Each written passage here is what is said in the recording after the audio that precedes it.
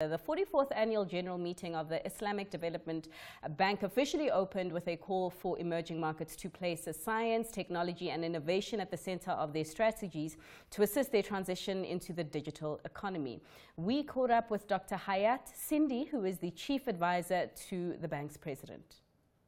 If you notice, most of the discussion here, all the events was or still based on four core pillars of His Excellency 5-year plan, which is on Islamic finance, global value chains, science, technology and innovation, and partnership.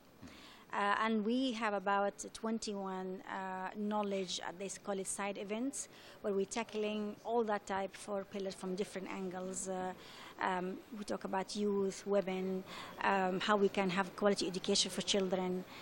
We talked about His Excellency, the new strategy to address the SDG. So it's been really integrated about how the bank as a multi-developed bank and how really we can come with the new model that we'll be able to cope and not to leave anybody's behind. Yeah. As you know, that we serve about 1.7 billion people around the world from four continents, 57 countries, 21 of them least developed countries. Yeah. And that's why we are very much putting science, technology, and innovation at the heart of the strategy. That's why we need to have the partnership, which is without the right partner, you cannot go far. That's why with the Islamic unique way of finance, yeah, it can provide and finance the type of big projects. Yeah. That's why with the whole value chain, from the start, from giving seed to the farmers until you have the packaging and marketing and the shelf there to sell it. Yeah, absolutely. So I want to talk about Islamic finance because it's a new form of financing, if I would say, because traditionally, where I come from at least, you go to the bank or you go and you raise your bonds, etc. And now this is a different type of finance. What difference do you think it could make in accelerated development across the continent? Our countries are, based on Islam Sharia compliance, and they always need some sort of finance that complement their belief. And what is unique about Islamic finance is like based on real assets. It's shared with you success and loss, and always bound to real assets. So it's not just like a bubble and then at the end of the day you just what we heard about the market crash in 2008. So the only companies survived at that through that time who is really that have the way of mudaraba, musharaka, it's a type of finance. So now we are really doing a lot of awareness of Islamic sukuk, and we did our first sukuk conference last year with the London Stock Exchange and with the UK government.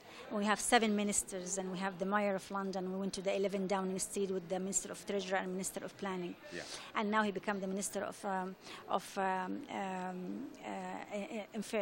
Interior Affairs.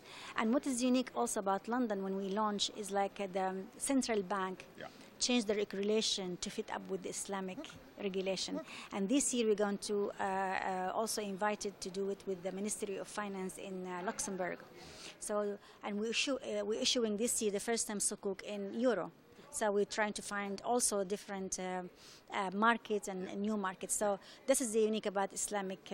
So we always from the start we partner, we invest. So you don't have a deficit from the beginning as interest as other loan. And also another story to tell you: when we had our first science technology conference in Cambridge, we've been approached by the Cambridge University to how we can set up a loan to help the Muslim community in England who are asking for loans, so we can provide them Islamic finance loan to be able to study. Because when they found that they're missing a lot with the brilliant minds from minorities from Bangladesh, Pakistan, from Arab state, and they cannot find themselves can apply to the interest loan. They wanted to have the Islamic. So we are going to have a collaboration with Cambridge University, hopefully, to fund students.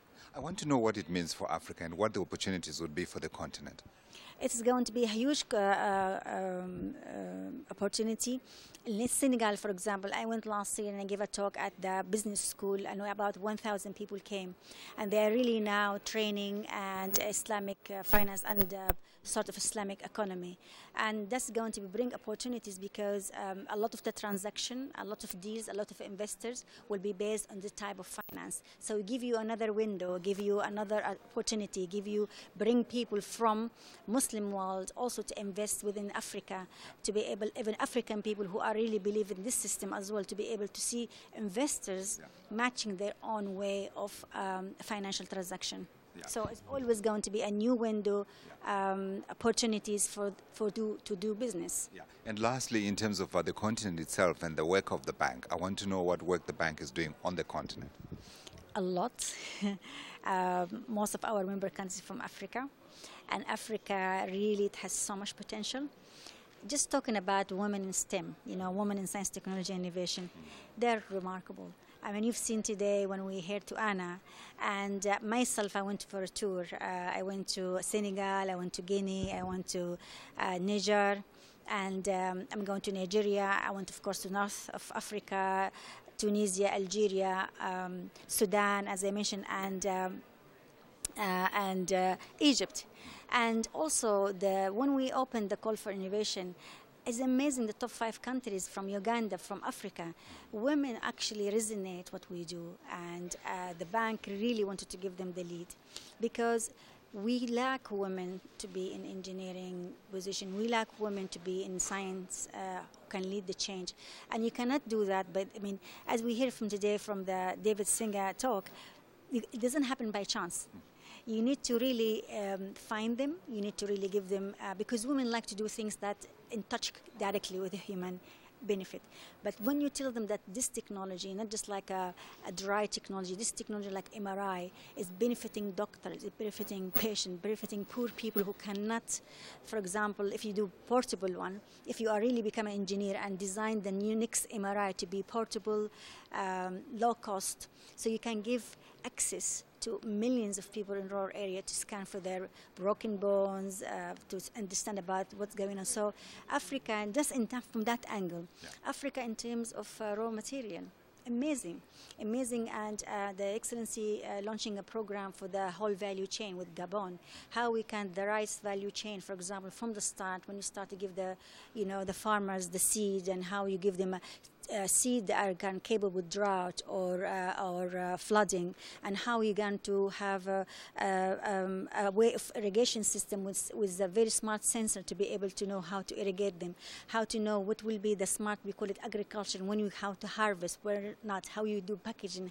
And today you hear about another way of storage, because storage also food will be wasted. So how science and technology integrate, so value chain, raw material, Islamic finance, and also the whole partnership.